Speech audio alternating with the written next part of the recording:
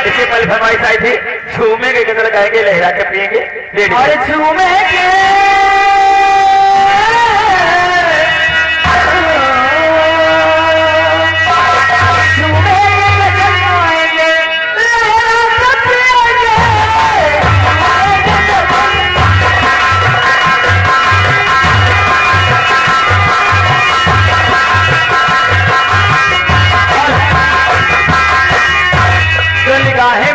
गाना तुमने गाया है।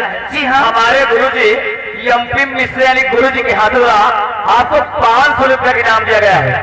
जब फरमाइश करेंगे फिर गाना, लेकिन जो गाना चल रहा है गाना पूरा होना चाहिए, रेडी करो।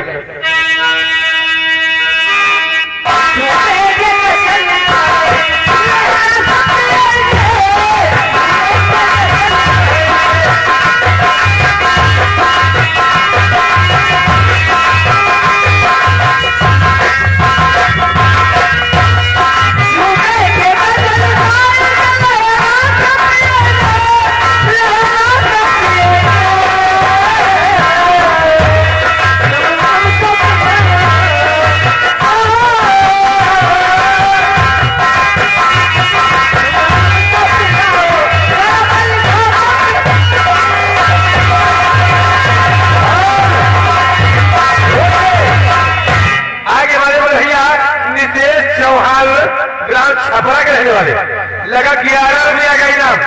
गाने की फरमाइश आ रही है, जवानी तो हर रसगुल्ला।